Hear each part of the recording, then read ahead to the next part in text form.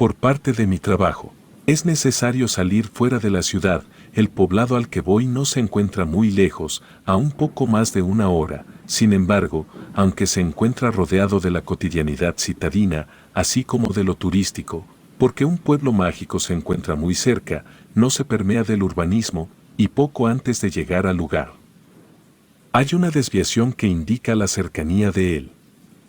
Hay un templo que desde el primer día que lo vi, me ha llamado la atención. Es una construcción antigua, que sirvió como lugar para profesar cultos católicos, pero que actualmente se encuentra en completo abandono, pero aún le queda rastro de lo imponente y bonito que fue. A mi compañero de trabajo, le pregunté el motivo por el cual la edificación no es utilizada, aparte de lo majestuosa que solía ser. Tiene un terreno grande, que también se encuentra en completo desuso. En eso, detiene un poco el auto, para que pueda mirar con detenimiento el templo. Me dijo que después de mi horario de trabajo, le preguntara a algún lugareño la historia de esa obra, ya que en algún momento él ha escuchado que existe una leyenda acerca de la construcción. Arranca de nuevo el auto. Y nos internamos en el pueblo para comenzar a trabajar.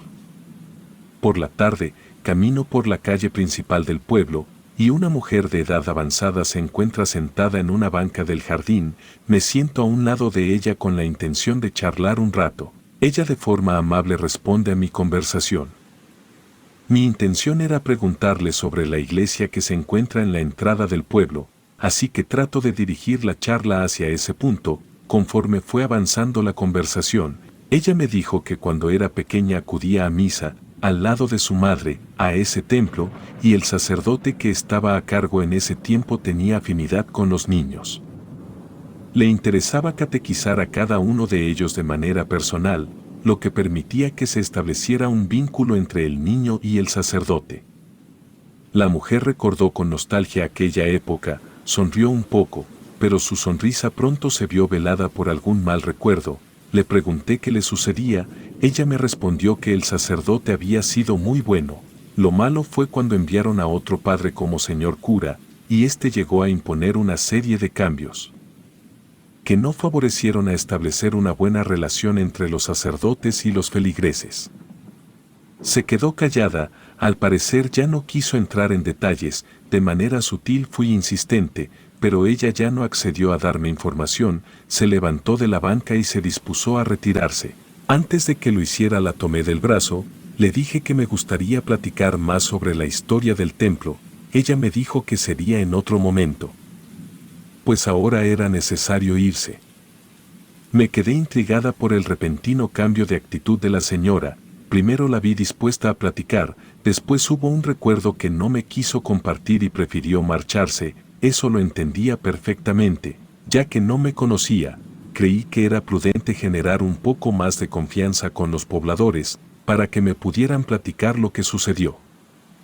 En el pueblo, era necesario quedarnos por 2 o más días. Para avanzar en los procedimientos, había una casa en la que nos hospedamos, contaba con lo necesario para cocinar, pero el encargado del grupo hizo amistad con varias mujeres del pueblo, para que nos prepararan los alimentos. De esta manera había la posibilidad de conocer más del lugar por medio de los mismos pobladores, y no perdíamos tiempo en hacer la comida. Así fue como me hice amiga de Lidia. Conforme avanzaron los días, yo tenía la inquietud de conocer más acerca de la iglesia, y un día llegamos hasta el anochecer. Nos demoró más de lo pensado el análisis de las muestras de orina. Nos quedamos a cenar y al final nos tomábamos un té, y en eso se escucharon las campanadas del nuevo templo. Aproveché para preguntarle del viejo templo.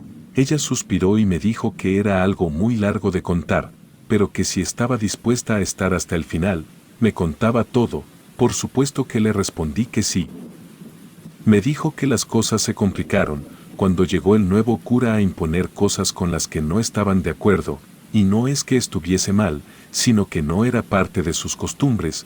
Por ejemplo, ya no permitió que el sacerdote diera la catequesis a los niños. Explicó que para eso era necesario instruir a las personas, para que ellas fueran las encargadas de estar en contacto con los pequeños, y así hizo otra serie de cambios, con los que no estuvieron de acuerdo. Sin embargo, sabían que era una autoridad religiosa, y a regañadientes fueron aceptando sus propuestas. La gota que derramó el vaso de agua fue cuando Mercedes, ella era la curandera y la partera del pueblo, tuvo un incidente con un alumbramiento, hubo una complicación que hizo que el bebé naciera muerto.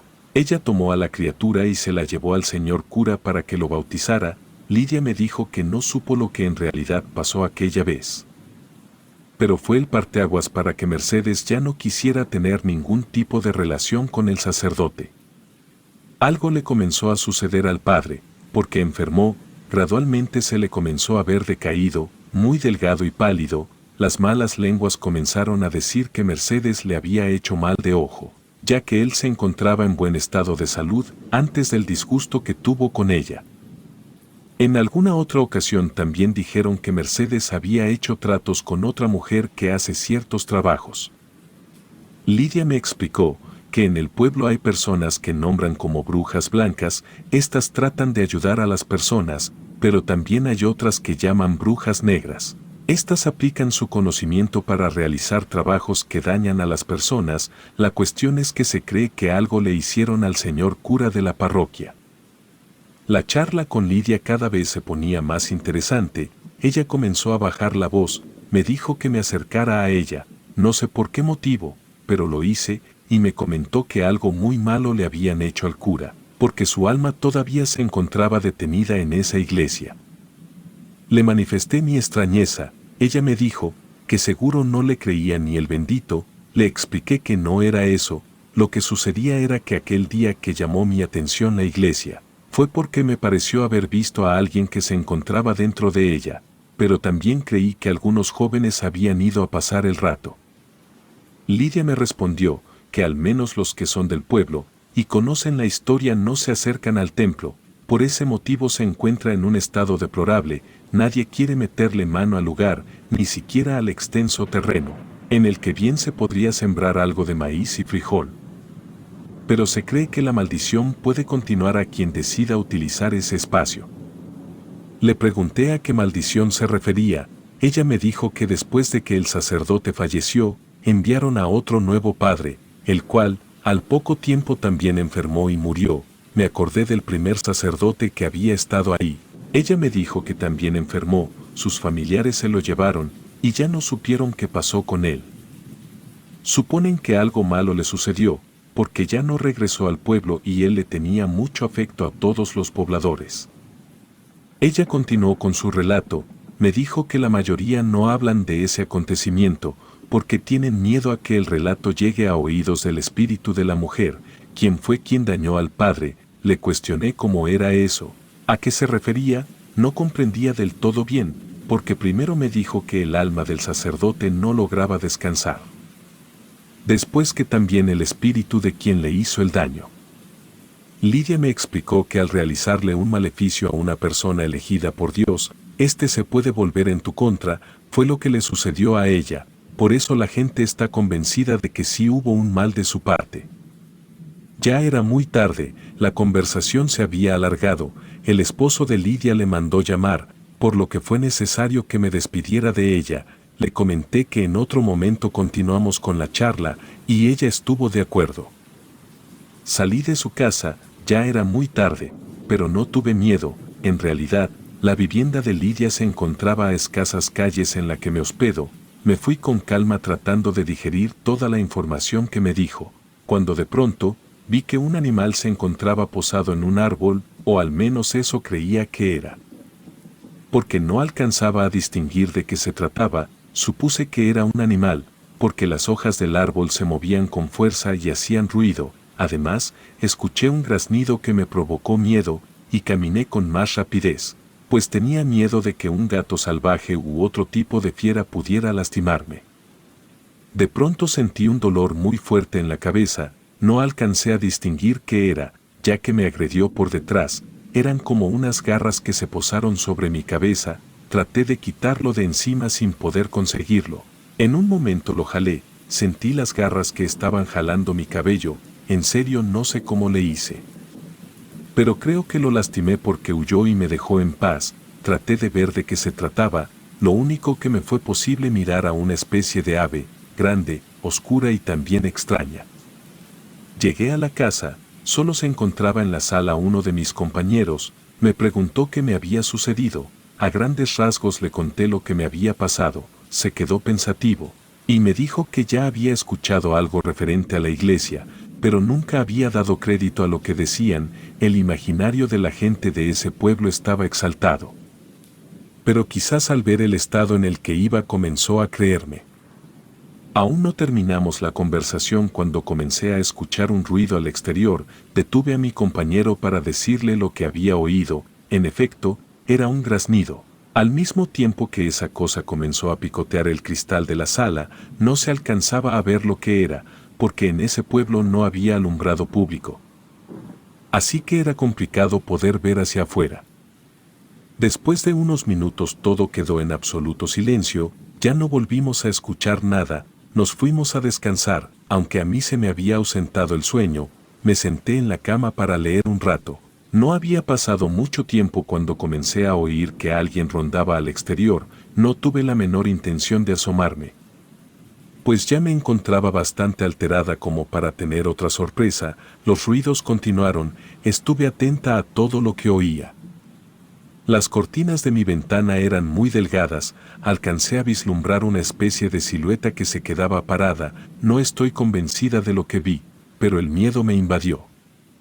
Al día siguiente, continué con mi labor cotidiana, por el tipo de trabajo que realizo, es necesario estar en constante contacto con las personas, así que pronto comencé a prestar atención a los rumores de la gente, decían que el espíritu había vuelto, alguien más dijo que nunca se había ido, solo que permaneció en espera, aguardando el momento indicado.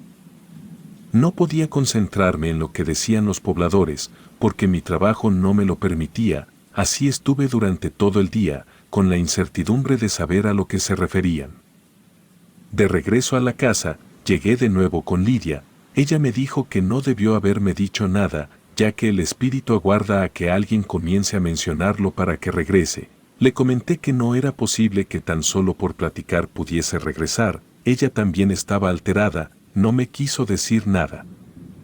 Pero creo que también tuvo acontecimientos extraños la noche anterior. Le expliqué que era normal que tuviera miedo, yo también lo tenía, porque a mí me había seguido algo por la noche. Ella me miró con los ojos muy abiertos y me dijo que el espíritu había despertado. Me explicó que después de la muerte de los sacerdotes, una de las mujeres que hacen brujería, junto con Mercedes, desaparecieron y ya no se supo nada de ellas. La mayoría del pueblo pensó que tuvieron miedo de que las autoridades hicieran algo al respecto, por eso huyeron, pero su madre le dijo que ella no creía eso. De acuerdo al tipo de conjuro que hicieron, seguramente su castigo era estar recluidas en la iglesia.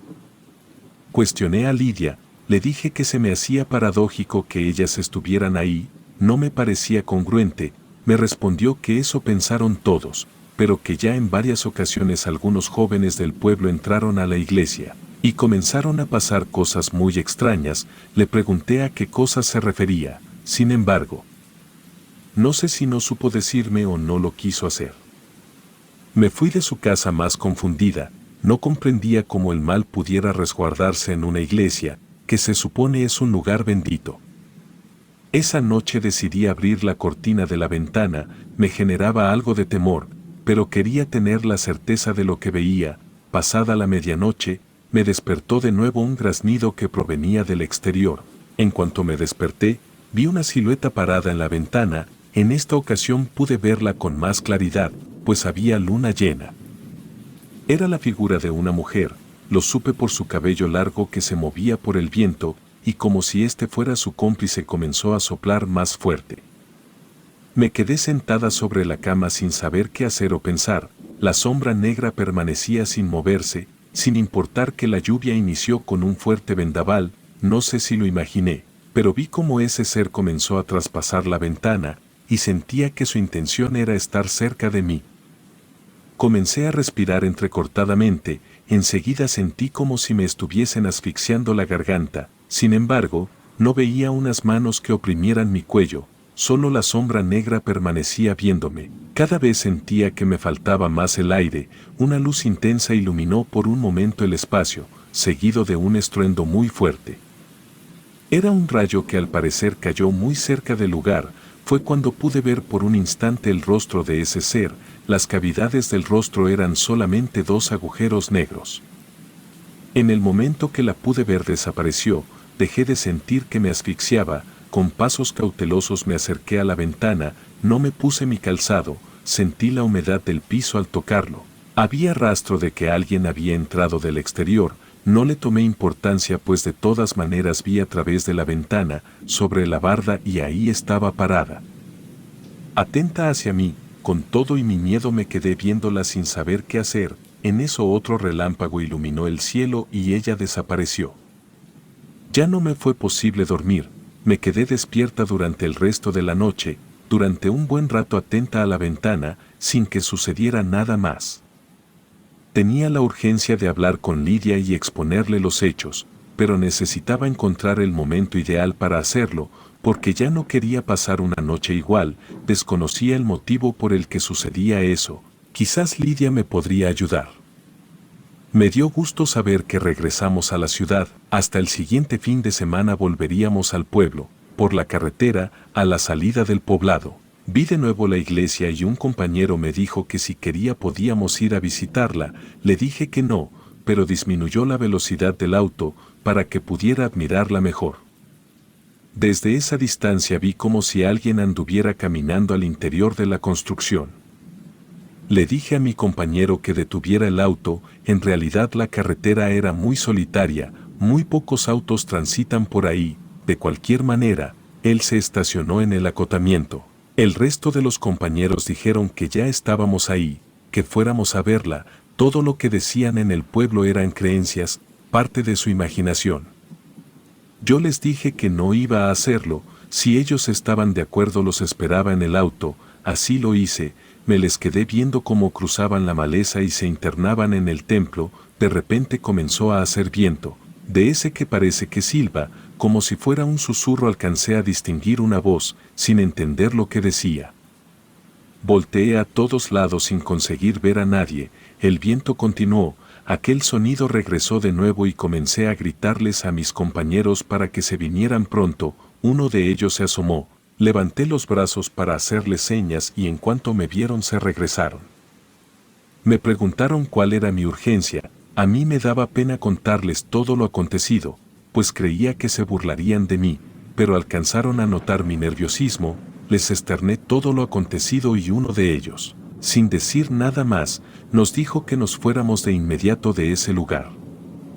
Les pregunté qué habían encontrado al interior de la iglesia, me comentaron que solo muebles en ruinas y paredes desgastadas, sin embargo, uno de ellos externó que, al fondo de la iglesia, lo que al parecer era donde estaba el altar, había una inscripción en la pared con letras de color rojo, no logró entender lo que decían. Pero alcanzó a tomarle una foto, nos la mostró y de verdad estaba incomprensible, pero creo que esas palabras tenían algún significado. Me dio gusto llegar de nuevo a mi casa, creí que por unos días podía olvidarme de lo acontecido en el pueblo, así que me dispuse a relajarme y descansar, muy pronto me quedé dormida. Comencé a escuchar de nuevo que alguien me hablaba por mi nombre, a lo lejos veía una mujer con un bebé en sus brazos. Y con una daga pequeña le hacía un corte en su brazo, y con esa sangre escribió un ritual en la pared de la iglesia. Me desperté exaltada, había soñado a la misma mujer que había visto, sentí tan real el sueño que no sabía distinguir si era verdad o fantasía, conforme me fui relajando, pude reflexionar que los acontecimientos vividos habían originado que los replicara de manera inconsciente y todo era producto de mi mente. De cualquier manera, el sueño ya se había ido, así que me dispuse a ver un poco de televisión, afuera se escuchaba la lluvia que comenzaba, era una tormenta eléctrica, escuché como si algo se hubiera caído en la cocina, no le di importancia, porque a veces se escuchan sonidos de las casas vecinas, los cuales parecen que suceden ahí, sin embargo. De nuevo escuché un ruido más fuerte, me levanté para averiguar qué lo ocasionaba. Al caminar hacia el pasillo sentí el piso húmedo, pensé que quizás era una gotera que tenía en el techo, cuando de pronto vi en el fondo de la cocina a alguien parado que me veía atento, esta vez no era una mujer, o no pude saberlo con claridad, era un ente oscuro y tenebroso. Porque en el momento en el que lo vi comenzó a escucharse un balido tenebroso, fue cuando comprendí que algo me había seguido hasta mi casa. Me encerré en mi cuarto, no sabía qué hacer, pero el balido cada vez se escuchaba más cercano. Lo extraño es que a veces se confundía con el llanto de un bebé. Ya no me pude quedar más en mi habitación. Por la forma que tiene el ventanal es posible salir a través de él.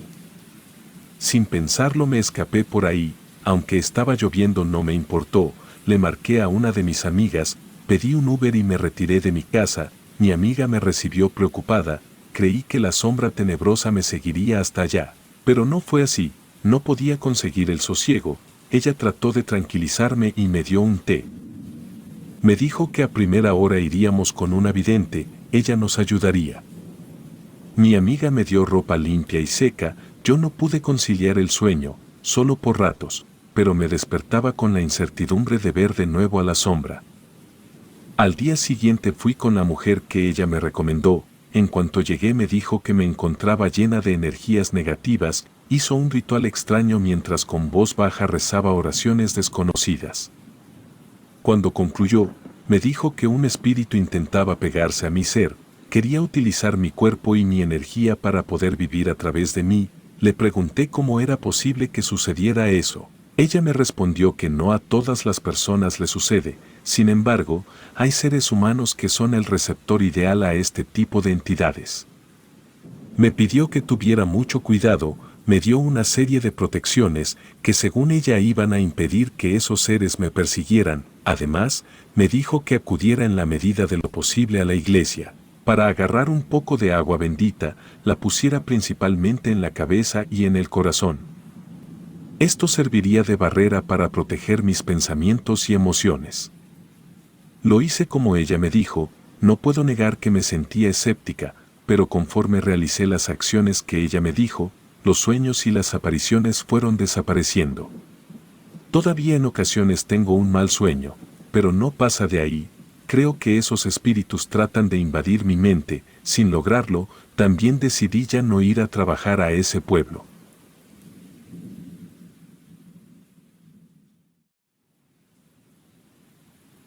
Mis primeros recuerdos se desdibujan en la bruma del tiempo, pero hay uno que permanece nítido, imborrable en mi mente, como una cicatriz que se niega a desvanecerse.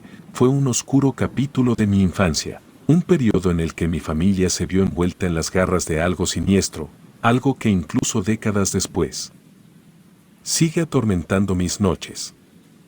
Era un niño de apenas 7 años, viviendo en una modesta casa con mis padres, mi hermano mayor de 10 años y yo. Aquellos años fueron los últimos en los que fuimos una familia unida, mi padre un hombre trabajador y devoto. Nos reunió un día para anunciar que unos amigos especiales vendrían a visitarnos y que debíamos comportarnos excepcionalmente bien en su presencia. Recuerdo con claridad la llegada de aquellos extraños, vestían de manera elegante, con atuendos oscuros y lentes que ocultaban sus ojos. No pude escuchar la conversación que sostuvieron con mis padres, pero algo en sus palabras marcó el comienzo de una serie de eventos que cambiarían nuestras vidas para siempre. Desde aquel día, nos vimos obligados a asistir 3 veces por semana a un templo, que al principio no parecía diferente de cualquier iglesia convencional. Sin embargo, pronto descubrimos que este lugar no era común en absoluto. El culto al que nos unimos estaba obsesionado con la idea de demonios, seres malignos que según ellos eran responsables de todos los males del mundo. Las ceremonias eran intensas y llenas de rituales oscuros. Nos enseñaron a temer a esas criaturas sobrenaturales, a rezar para protegernos de sus garras. Mi miedo creció cuando, durante una de las sesiones, un adepto se acercó a mí y aseguró que cientos de demonios me perseguían, provocándome pesadillas que se intensificaban cada noche. Mi familia estaba atrapada en una telaraña de creencias retorcidas. Los sermones nos sumergían en un abismo de paranoia y desconfianza. Mis padres, antes amorosos y cálidos, se transformaron en sombras de sí mismos, obsesionados con la idea de protegernos de las fuerzas oscuras que según ellos amenazaban con devorarnos. Recuerdo el creciente aislamiento, los amigos y parientes se alejaron, asustados por el aura maligna que rodeaba a nuestra familia, los juegos infantiles se vieron reemplazados por oraciones y cánticos sombríos. Mi hermano y yo éramos testigos mudos de una metamorfosis aterradora. A medida que el tiempo avanzaba, los rituales se volvían más extremos, sacrificios simbólicos, lecturas de antiguos textos prohibidos y noches enteras de oraciones frenéticas llenaron nuestras vidas. Nos sumergimos en la espiral de una fe distorsionada, perdiendo toda conexión con la realidad que alguna vez conocimos.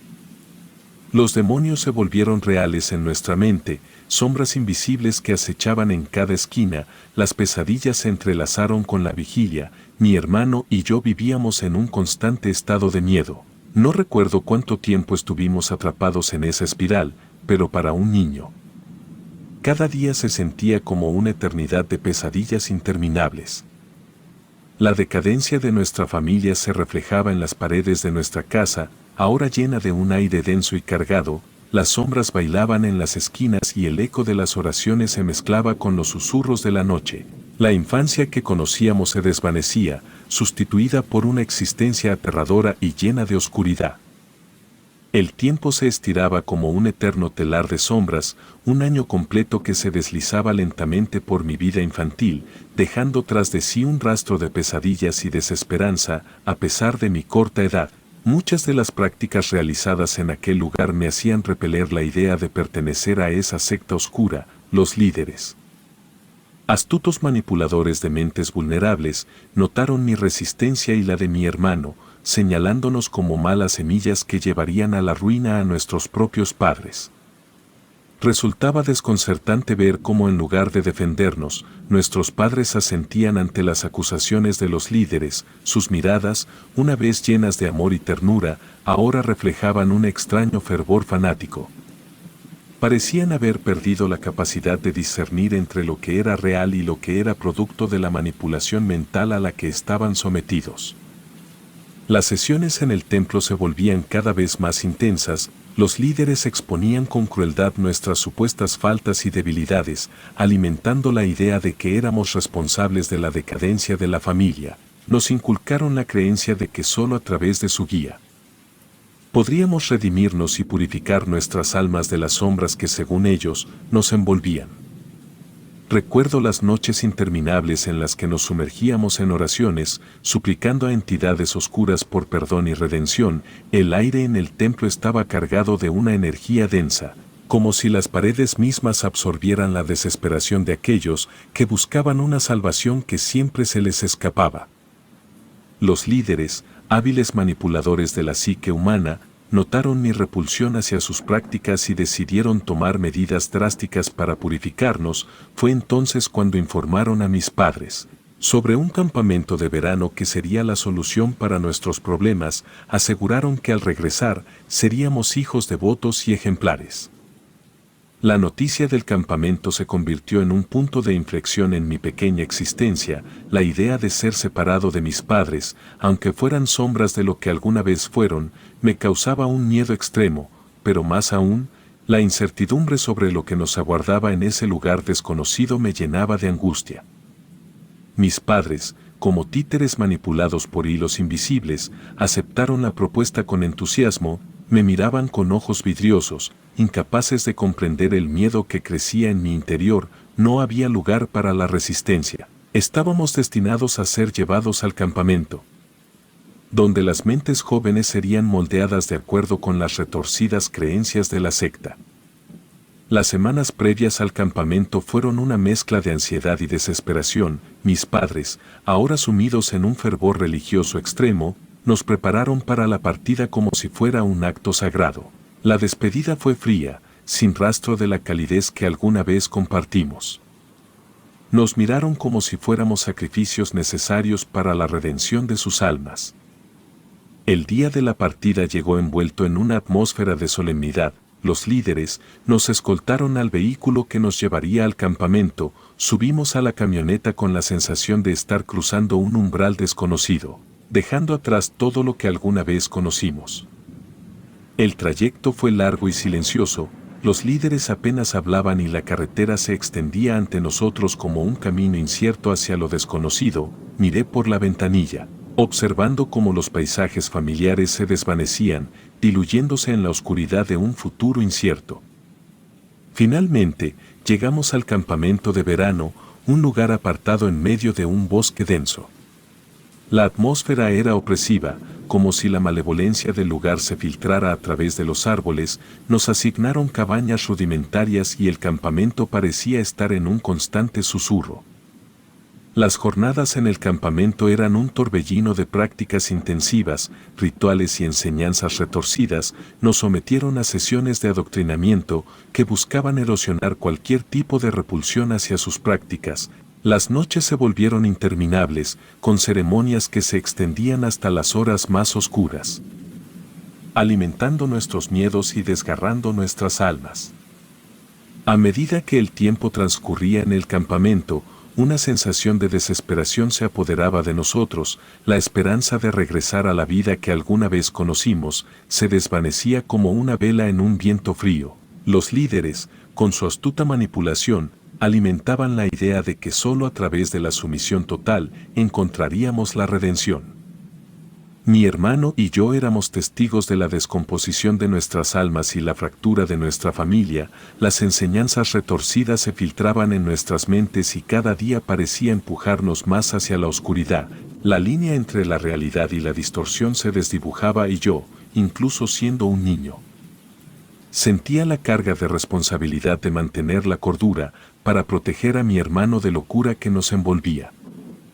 El campamento se convirtió en una prisión de la que no podíamos escapar.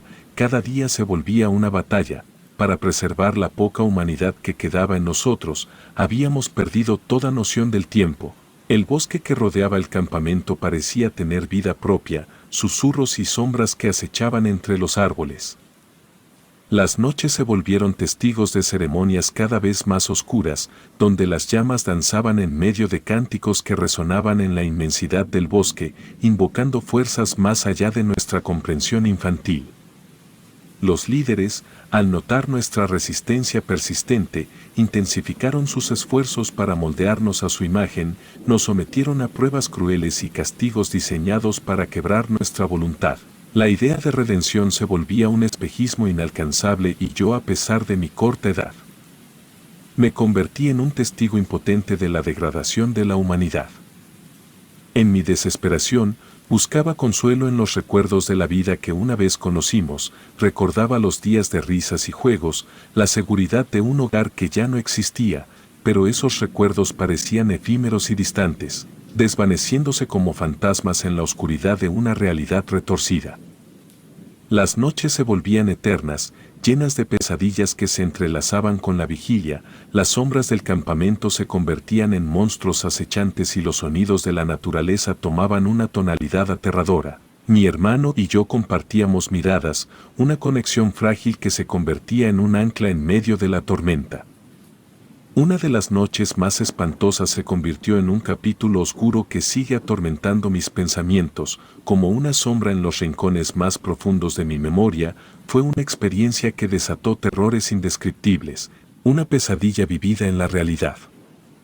Una de esas noches, un grito rasgó el velo de la quietud que solía envolver el campamento. Fui arrancado del sueño por manos implacables y antes de que pudiera entender lo que sucedía, me vi arrastrado junto con un grupo de niños por los intrincados senderos del bosque. La oscuridad era tan densa que apenas podía distinguir la silueta de los árboles que se alzaban como guardianes mudos. Caminamos descalzos sobre la tierra húmeda, guiados por adultos que parecían sombras vivientes en medio de la penumbra. El miedo se aferraba a mí como una garra helada y podía percibir la ansiedad palpable en el aire, entre susurros ahogados y sollozos silenciados de los niños a mi alrededor. Finalmente, llegamos a un claro iluminado por velas titilantes. Un círculo de ramas entrelazadas nos esperaba en el suelo y fuimos obligados a sentarnos alrededor de él. El lugar parecía cargado de una energía inquietante, como si estuviéramos a punto de adentrarnos en un reino más allá de la comprensión humana. Los adultos, vestidos con túnicas oscuras, comenzaron a recitar palabras que resonaban en la penumbra. El aire se volvía denso con la magia negra que flotaba en torno a nosotros, los niños, en un círculo tembloroso. Éramos prisioneros de un ritual macabro del cual no comprendíamos su propósito. De repente, un viento gélido sopló desde lo más profundo del bosque, apagando las velas que iluminaban nuestro extraño escenario. La oscuridad se cerró sobre nosotros como un manto implacable, y el miedo se volvió tangible en el aire y podía percibir la ansiedad colectiva. Fue entonces cuando la noche tomó un giro siniestro. Una presencia invisible parecía respirar en la penumbra, susurros se acercaban peligrosamente a mi oído, un escalofrío recorrió mi espalda y el terror se instaló en lo más profundo de mi ser.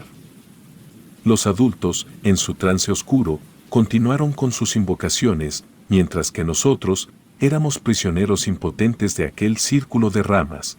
Podía escuchar sollozos ahogados a mi alrededor y los lamentos de otros niños. De repente, un sonido aterrador llenó el claro, sumiendo a todos en una confusión aterradora. Era como si el mismo demonio estuviera ahí con nosotros. El miedo se apoderó de muchos niños y en un instante, se levantaron y corrieron a ciegas hacia la oscuridad del bosque. Sin embargo, yo, paralizado por el pánico, me quedé inmóvil en mi lugar.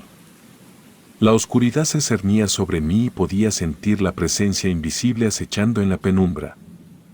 Los adultos, lejos de mostrar compasión, gritaron enojados a los niños que huían, ordenándoles que regresaran, pero la confusión y el pavor reinaban y muchos niños, impulsados por el instinto de supervivencia, se perdieron entre la maleza oscura. Mi corazón latía con fuerza, y una sensación de desamparo me envolvía. La penumbra se volvía aún más asfixiante y de repente, algo se movió a mi lado. Una presencia invisible parecía acercarse y pude sentir el aliento frío en mi oreja, mis músculos se tensaron y el miedo se intensificó. Cuando percibí algo parecido a un susurro malévolo que se entrelazaba con el viento, y estoy seguro de que una mano se posó sobre mi hombro. La mezcla de sonidos demoníacos y la oscuridad crearon una sinfonía de terror en la que me sentía atrapado. Intenté levantarme, pero el miedo había petrificado mis piernas. La experiencia se volvía un laberinto de pesadillas, donde los límites entre lo real y lo irreal se desdibujaban. Los adultos continuaban con su rito macabro, sin percatarse de la angustia que nos envolvía a los niños que quedábamos atrapados en aquel círculo siniestro. La noche se prolongó en un suspenso infernal y cuando finalmente el alba iluminó el cielo, el círculo de ramas y las velas apagadas se revelaron, y pudimos observar una presencia demoníaca con garras en sus manos que se retiraba hacia el bosque, una experiencia que desafiaba toda lógica y razón. El regreso al campamento fue un silencio sepulcral. Los adultos, con sus rostros impasibles, nos guiaron de regreso como si nada hubiera sucedido. Los niños que habían huido en medio de la oscuridad regresaron, con miradas perdidas y ojos que reflejaban el trauma vivido. El manto de la oscuridad se retiró, pero el impacto de aquella noche permaneció grabado en nuestras almas. Los líderes nunca mencionaron el evento macabro, como si quisieran borrarlo de nuestras mentes, pero la huella del miedo y la confusión quedó incrustada en la esencia misma de aquel lugar. La niñez, marcada por rituales oscuros y experiencias insondables, se desvanecía dejando tras de sí la fragilidad de la inocencia perdida. Aquello marcó el comienzo de un calvario psicológico que se prolongaría mucho más allá de la superficie del campamento. Desde aquella espeluznante noche en el claro del bosque, un aterrador y demoníaco sonido había tejido su presencia en los rincones más oscuros de mis sueños, cada vez que cerraba los ojos. Aquel sonido aberrante se materializaba, devorando mi tranquilidad como una bestia insaciable. Aquello se volvió una tortura silenciosa que dañaba mi cordura noche tras noche. El campamento llegó a su fin, pero la transición de regreso a casa no fue el reencuentro cálido que esperaba. Mis padres, en lugar de recibirnos con los brazos abiertos, nos miraron con desdén y reproche. Parecía que la secta había sembrado semillas venenosas en sus mentes y la desilusión en sus rostros. Era un recordatorio amargo de la familia que alguna vez fuimos. El tiempo en casa se volvió una travesía en la realidad fragmentada. Mis padres, en su fanatismo, Se habían vuelto irreconocibles y la conexión que alguna vez compartimos se deshacía como polvo entre los dedos y la fragilidad de nuestra familia se manifestaba en las grietas que se formaban en los cimientos de lo que alguna vez llamamos hogar. Un par de meses después, uno de mis tíos, que no estaba de acuerdo con las decisiones de mis padres, decidió intervenir y llevarnos lejos de aquella atmósfera tóxica. Fue un acto de salvación que marcó la última vez que vi a mis padres. El distanciamiento se volvió una cicatriz en mi corazón.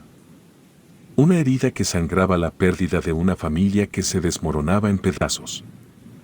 La vida con mi tío no fue fácil, pero la sombra del campamento comenzó a disiparse gradualmente. Me sumergí en la rutina de una vida más convencional, aunque los traumas de aquellos días oscuros aún se aferraban a mí como espinas invisibles. La búsqueda de normalidad se volvió un acto de equilibrio entre la adaptación y la lucha contra los demonios internos que persistían en mi mente. Con el paso de los años, crecí y la curiosidad me llevó a investigar más sobre la secta y los líderes que habían marcado mi infancia con su oscura influencia. Descubrí con horror y alivio simultáneos que aquellos líderes estaban tras las rejas, condenados por delitos tan impensables como los horrores que vivimos en el campamento. Se decía que le entregaban almas de niños al demonio. El alivio provino de saber que al menos la justicia había intervenido, pero el horror persistía al imaginar las atrocidades que pudieron haber ocurrido en el oscuro rincón de la secta. El tiempo se convirtió en un aliado y en un sanador lento pero constante. Sin embargo, las cicatrices emocionales perduraron, recordatorios persistentes de una niñez robada y una inocencia perdida en las fauces de la oscuridad. La vida continuó su marcha y yo luché por encontrar una versión renovada de mí mismo, libre de las sombras que amenazaban con arrastrarme de nuevo a la oscuridad. Agradecí en silencio por la intervención de mi tío y por el hecho de que los líderes de la secta pagaran por sus crímenes. Aunque la justicia llegó, el precio que pagamos como niños inocentes dejó una marca indeleble en nuestras almas, la fragilidad de la mente humana y la facilidad con la que puede ser manipulada. Se revelaron como lecciones dolorosas que llevé conmigo en mi viaje hacia la madurez, y me da gusto haber logrado escapar.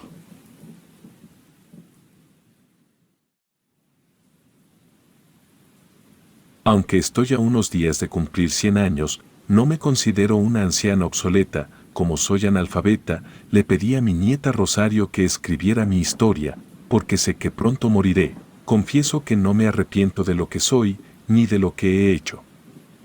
Empiezo diciendo que yo no elegí ser esto. En lo que fui convertida fue por herencia. Mi bisabuela era bruja, mi abuela y mi madre también lo fueron, brujas poderosas, de esas que hacían pacto con el diablo. Precisamente por pactares que fueron longevas, tenían más de 100 años cuando murieron. También es por eso que al cumplir esa edad, ya presiento mi muerte, además de otra cosa que aquí les contaré. Mi bisabuela, mi abuela, mi madre, todas ellas eran sabias e inteligentes. Así como tenían la capacidad de ayudar a las personas, también la tenían para hacer el mal. Eran brujas negras de las cuales me voy a reservar sus nombres. A mi bisabuela no la conocí. Por mi madre sé que era considerada como bruja de caldero. Podía transformarse en algún animal, a veces volaba, pero no sobre una escoba, como dicen que vuelan las brujas. Lo hacía convertida en bola de fuego. Fue una bruja madre suprema, descendiente de brujas come niños, proveniente de Europa, activa en las invocaciones, siempre al frente de los aquelarres. Formaba una tríada, junto con mi abuela y mi madre.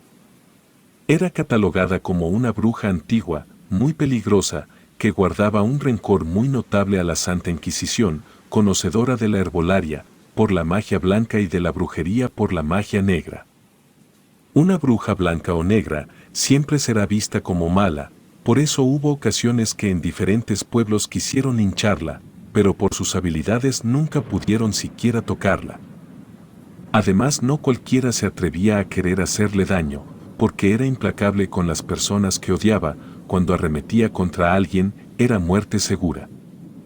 También era muy respetada por otras brujas, acudían a ella por algún consejo o ayuda. Era partera, pero así como ayudaba a traer la vida, también ayudaba para quitársela a alguien. No tenía ninguna consideración ni pena por las personas, las trabajaba con la intención de destruirlas. También supe que podía secar sembradíos, en ocasiones maldecía a los animales, los cuales morían sin remedio. A mi abuela sí la conocí, era bruja de nacimiento, aparte de ser espiritista, manejaba la hechicería y el vudú, siempre fue una mujer solitaria, casi nunca hablaba con ella, era temida y respetada, porque como tenía pacto con el diablo era poderosa, de voz fuerte y con un corazón bastante duro. Mucha gente le tenía miedo, se decía que era la causante de varias muertes, además la culpaban de muchas enfermedades, resultado de sus embrujos. La buscaban para hablar con los muertos, porque al practicar el vudú tenía una fuerte conexión con el más allá, experta para revertir embrujos, hacer hechizos o lanzar maldiciones. También hacía viajes astrales, o algo parecido, se quedaba dormida por varios días, mientras su espíritu vagaba. No solo eso, también tenía la capacidad de desaparecer de un lugar y aparecer en otro. A veces regresaba herida, pero se recuperaba. De ella tengo muy pocos recuerdos, lo único que puedo contar y que guardo en la memoria, por cierto muy vagamente, fue cuando una noche siendo yo apenas una niña, la espié por una rendija de su cuarto. Se encontraba hincada con las manos levantadas, con sus palmas extendidas para arriba, tenía desfigurado el rostro, estaba haciendo una petición a alguien que yo no podía ver, solo se escuchaba otra voz, muy diferente a la de mi abuela, esa voz era ronca, seca como de ultratumba. Ella decía ya no querer pactar más, que no podía cumplir con lo que le pedía, prefería morir porque ya estaba cansada, que era la hora de dormir el sueño eterno, la misión que le habían encomendado la había cumplido, sintiéndose satisfecha. Después agachó la cabeza, creo que se puso a orar, porque estuvo hablando en voz baja por largo rato, se quitó un escapulario que siempre traía puesto y lo puso en el suelo, luego se tiró boca abajo con los brazos separados. Empezó a temblar, le salía un humo negro del cuerpo, como si se estuviera quemando por dentro, pero no se quejaba y nunca gritó, por lo mismo no puedo decir que me asusté. Como ya no se movió, decidí ir a acostarme, pero antes de hacerlo, miré que se fue la luz de su cuarto, quedando todo en penumbras, totalmente en silencio. Por mi corta edad no comprendí lo que en realidad pasaba. Cuando amaneció, nos levantamos con la noticia de que mi abuela había muerto. Mi madre traía el escapulario, además de un anillo que mi abuela nunca se quitaba. Cuando entré al cuarto, estaba tirada en el piso, así como se quedó la última vez que la vi. Se veía más vieja, aparentaba tener meses de muerta, estaba llena de cicatrices, era como si estuviera seca, tenía grietas en las manos pero sin rastro de sangre, se encontraba demasiado delgada, casi la piel pegada a los huesos, parecía más un maniquí que el cuerpo de mi abuela. No me causó ninguna impresión, no tuve miedo, ni siquiera lloré, solo la estuve mirando por un largo tiempo, hasta que mi madre entró, me ordenó que saliera de ahí, y luego prendió algunas veladoras. No recuerdo ningún funeral. A media mañana llegaron otras mujeres, envolvieron a mi abuela en una manta, se encerraron por un rato con el cuerpo y ya no supe más, ni siquiera sé dónde está enterrada, o qué hicieron con el cuerpo. Obviamente no la iban a poner en Campo Santo, por lo que mi abuela era y representaba, por eso siempre sospeché que está enterrada en un rincón de su cuarto. Recuerdo que a veces, ya de noche se veía el foco de su cuarto prendido, yo corría a asomarme por la rendija, pero apenas llegaba se apagaba la luz. En más de una ocasión escuché su risa, mi madre estaba en su cuarto, pero ahí no había nadie. La única vez que le pregunté a mi madre qué le había pasado a mi abuela, solamente me respondió que ya era el tiempo de entregar el alma, me comentó que lo mismo le iba a pasar a ella, y también a mí. Después de ese día mi madre se comportaba como mi abuela, se volvió muy callada, parecía que guardaba muchos secretos, muchas personas acudían a ella pidiendo ayuda, pero también la buscaban para hacer trabajos negros, los cuales en ese tiempo, aún yo no sabía lo que eran. La brujería, las artes oscuras, la maldad, Fueron, por decirlo de algún modo, la especialidad de mi madre, la bruja mayor, como le llamaban ahora en todo el pueblo. Al faltar mi abuela, mi madre me dijo que yo le ayudaría, que me convertiría en bruja. Esa era una herencia que generación tras generación no se había roto y no lo iba a hacer ahora. Me tocó vivir y aprender con mi madre, cómo embrujar a las personas, hacer amarres, trabajos de separación, lanzar maldiciones, hechizos y muchas cosas obscuras más. Torturaba a las personas a la distancia, metiendo fotografías en frascos para alterar sus mentes, otras las ponía frente a veladoras para provocar enfermedades. Todo esto lo veía y lo aprendía siendo una niña. En lugar de ir a la escuela, mi madre me enseñaba brujería, en su afán de convertirme en lo que ella era. Nunca me opuse, además estaba acostumbrada a vivir todo eso, a sentir la mala vibra, a ver cosas espantosas, vivía con brujas y no conocía otro modo de vida. Por las noches la acompañaba a recoger tierra de panteón, el sepulturero la dejaba entrar después de medianoche, se portaba muy amable y siempre le regalaba huesos humanos para estar bien con ella. También enterrábamos todo tipo de trabajos en ese panteón, fotografías, cabellos, frascos, en una ocasión enterró un sapo cocido de la boca, enterraba cabezas de gallinas y otras cosas. Mi madre nunca conoció el miedo. Como tenía un pacto con el diablo, ya no había a qué temerle. Todos los días llegaba gente a visitarla, no solo del pueblo, venían personas de fuera, de todos los estratos sociales, y la mayoría quería hacer un mal a sus propios familiares. Así aprendí la magia negra. Desde muy joven supe cómo hacer hechizos, tal vez se escuche fuerte, pero también aprendí a no sentir compasión por nadie.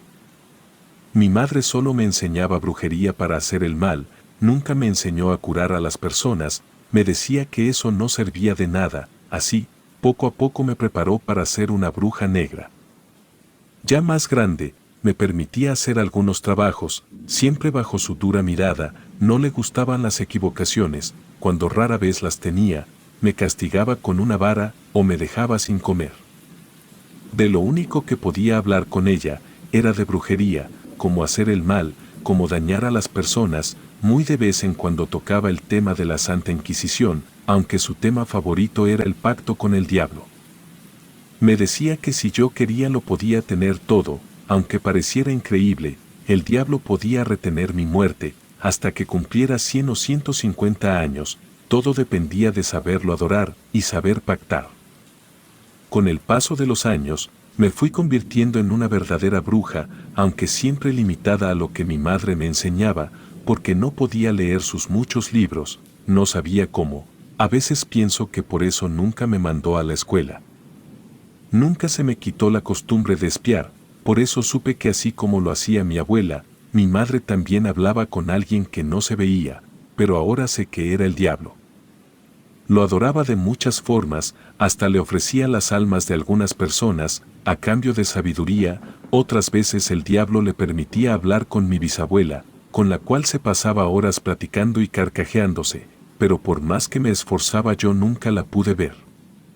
Cuando ella supo que yo ya estaba lista, me dijo que ya era tiempo de pactar con el diablo, de convertirme a lo que realmente estaba destinada, ya era el tiempo de trascender. Me pidió que estuviera dispuesta.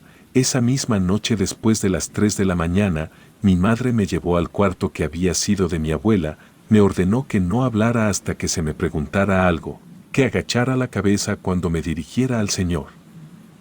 Al entrar vi que estaban algunas personas, todas de negro, no puedo asegurar si eran hombres o mujeres, porque solo nos iluminábamos con algunas velas. Mi madre presidía el rito. Por lo poco que podía entender, pronto invocarían al diablo para que yo pactara con él. Luego me pasaron al frente y todas las personas repetían una frase difícil de pronunciar. De afuera trajeron brasas humeantes, las pusieron en medio del cuarto frente a mí, después todos formaron un círculo a mi alrededor. Una de ellas se acercó a echarle unas hierbas secas, para dar inicio a lo que llamaron pacto fáustico. Cuando pude ver de cerca a la persona, la reconocí. Era mi abuela muerta. Se levantó una humareda que pronto invadió todo el cuarto. También un horrible olor se esparció, las flamas de las velas parecían remolinos, de en medio de todo ese humo, se asomó la figura aberrante del diablo. Confieso que me impresioné, era la primera vez que lo veía, era enorme, totalmente pálido, como si no tuviera sangre, con unos cuernos enormes y retorcidos. Sentí que me invadía un miedo que nunca había experimentado, noté que no tenía labios, porque se le miraban todos los dientes, además no podía dejar de mirar sus ojos rojos como el fuego. Me sentía indefensa, poca cosa, recordé que un día escuché decir a mi abuela que había más brujas que brujos, porque las mujeres son más débiles ante el diablo. Al voltear a mirar a mi madre, me encontré con su fría mirada, y recordé lo que me había ordenado, bajé la cabeza como señal de respeto y de sumisión, así me quedé mientras mi madre me presentaba con el diablo, el señor oscuro como ella le decía. Cuando mi madre me dio la orden, levanté la cabeza para verlo de frente, luego le ofrecí entregarle mi alma a la hora de mi muerte, a cambio de sabiduría, de poder y de conocimiento. Lo reconocí como mi Dios, para que Él me diera su protección, como era la primera vez que hacía ese pacto, solo sería por 50 años, si mi comportamiento era de su agrado, podría volver a pactar de nuevo, si no moriría. Los 50 años empezaron a correr desde esa noche que se selló el acuerdo, yo contaba con 20 años ya. Mi madre me ordenó pegar mi cabeza al piso de nuevo, al instante sentí un ardor horrible en ella, era como si me estuviera quemando, cientos de recuerdos pasaron por mi mente. Me imaginé que el diablo me tocó con su mano, para transmitirme parte de su mal, en una plática que tuve después con mi madre. Me dijo que el diablo puso su pie sobre mi cabeza demostrando y advirtiendo que era dueño de mi vida. No me di cuenta cuando todo terminó, al levantar mi cabeza me vi sola en el cuarto, no solo el diablo había desaparecido, ya no estaban esas mujeres, ni siquiera mi madre. Todo el miedo, la incertidumbre y aquella rara emoción desaparecieron, me sentí diferente, poderosa, me sentí una bruja, pero lo que había vivido esa noche fue solo mi inicio. Al salir del cuarto me di cuenta que ya era de día, aunque todo hacía suponer que había sido un sueño, de sobra sabía que era una tremenda realidad. Con el pasar de los días, me volví aliada de mi madre, juntas fuimos más temidas y peligrosas que nunca, todos los trabajos negros fueron más violentos, embrujábamos familias enteras, casas, ranchos y pueblos. Empecé a perder la cordura al saberme intocable, nadie podía hacerme daño porque tenía la vida asegurada por 50 años, adorada al diablo todas las noches y hacía prácticas innombrables. Como a los 25 años quise ser madre, me interesé por un hombre casado, ni siquiera fue necesario embrujarlo, pero a su esposa sí, la atormentaba todas las noches para que perdiera la razón. Fabriqué un muñeco con sus cabellos y con algunas prácticas la volví estéril, para que su marido se desinteresara de ella. Al año siguiente tuve una niña. De ese hombre también me deshice, por varios días tuve su fotografía con hielo, cuando ya no podía más, hice un acuerdo con él, se iba del pueblo o se moría, jamás lo he vuelto a ver.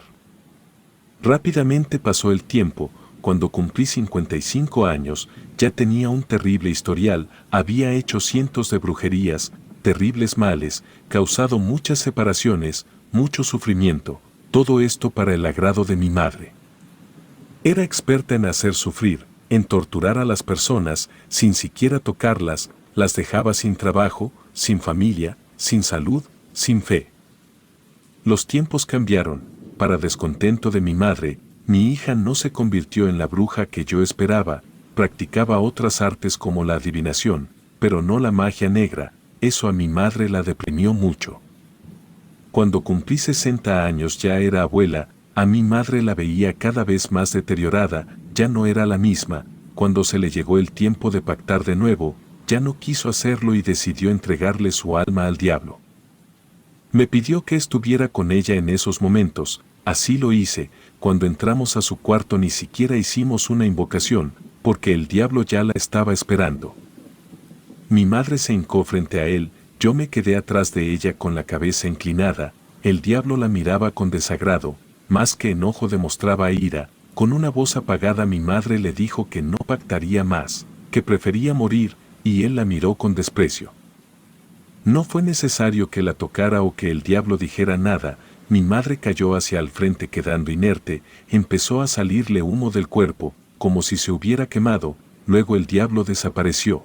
Al igual que mi abuela su cuerpo se hizo viejo y se empezó a secar, hasta quedar casi irreconocible. Ya sabía lo que tenía que hacer, agarré algunas de sus pertenencias y enterré el cuerpo en la misma habitación, donde creo que está mi abuela, lo hice sin avisarle a nadie, sin preocuparme y sin llorar. Me sentí sola, primero sin mi abuela, luego sin mi madre, pero no me iba a detener por eso, a mi hija no la obligué a que fuera bruja a la fuerza, pero sí le pedí que me leyera todos los libros de brujería que tenía mi madre.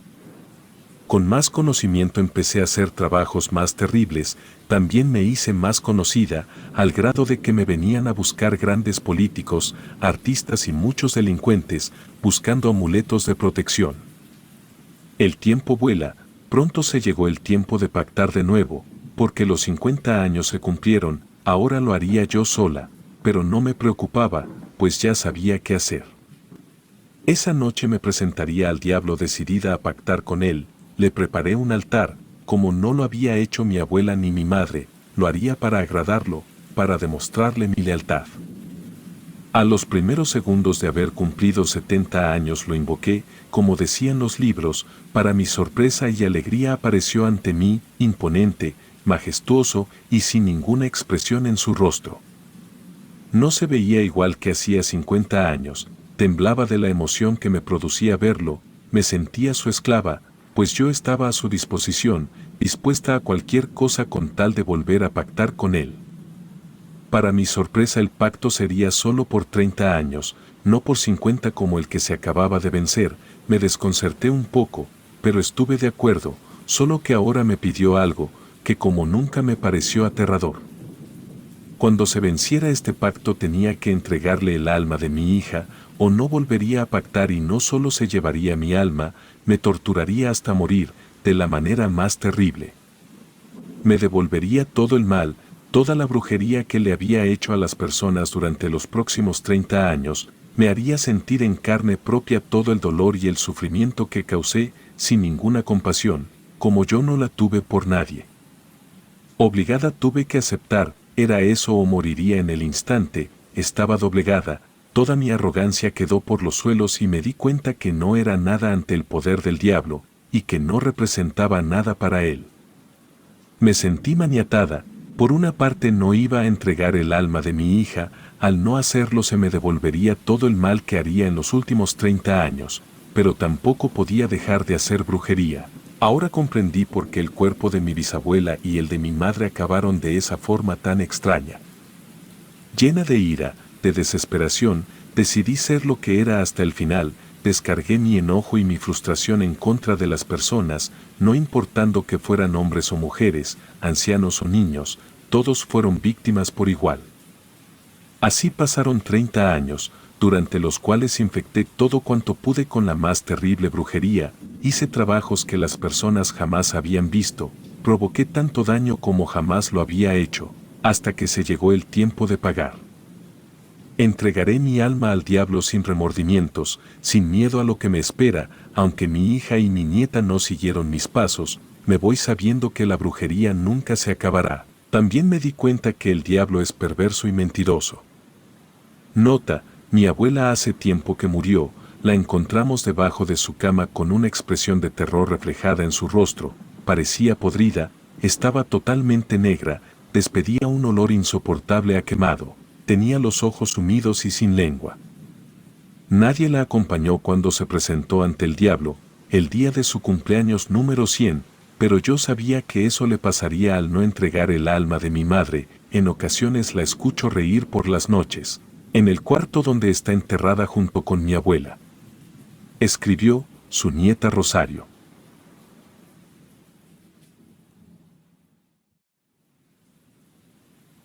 Se me había encomendado llevar un cargamento a Hermosillo, Sonora, el viaje de ida fue bastante tranquilo, nada fuera de lo común, el problema fue al momento de regresar, debo decirles que por cuestiones de logística, Me asignaron una nueva carga, de tal modo que en mi regreso tendría que hacer una escala en Los Mochis, Sinaloa, ya estando ahí. Me cargarían nuevamente y tendría que entregar en Guadalajara. Venía por la carretera que conecta Navojoa con Los Mochis, eran alrededor de las 11 de la noche, ya dentro del territorio correspondiente a Sinaloa, acababa de dejar atrás un pequeño pueblo conocido como El Carrizo. Hacía bastante frío y circulaba con las ventanas cerradas, todo estaba muy oscuro. Ni siquiera había alumbrado público en esa sección, desde hacía un buen tiempo no me cruzaba con otros vehículos y la sensación de soledad se intensificaba al no haber ningún rastro de urbanización en los alrededores. Estaba en medio de la nada, con la radio y las luces altas del tráiler como única compañía. La sensación de soledad se esfumó cuando observé, a unos 100 metros a una joven corriendo al lado del camino en la misma dirección que yo iba. Cuando finalmente la iluminé, se giró hacia mí. Parecía tener entre 17 y 20 años, lucía agitada y miraba en todas direcciones, abrazándose posiblemente para resguardarse del frío. Inmediatamente pensé que podría necesitar ayuda, pero también consideré la posibilidad de que fuera una trampa para un asalto, algo común en estas carreteras. Estuve a punto de pasar de largo por mi seguridad, pero recordé a mi hija, de una edad y complexión similar. Me puse en la situación de los padres de la muchacha y decidí disminuir la velocidad, esperando que todo saliera bien. Honestamente, tomé el arma que siempre llevo conmigo en cada viaje y la coloqué sobre mis piernas, esperando no tener que usarla. Cuando la chica se acercó, mostrándose tímida, detuve el tráiler a un costado sin apagarlo. Ella se acercó cautelosamente y preguntó si faltaba mucho para llegar a Los Mochis. Luego de asegurarme de que realmente iba sola, decidí guardar mi arma para no asustarla. Le ofrecí llevarla, explicándole que también me dirigía a Los Mochis y que no tenía malas intenciones.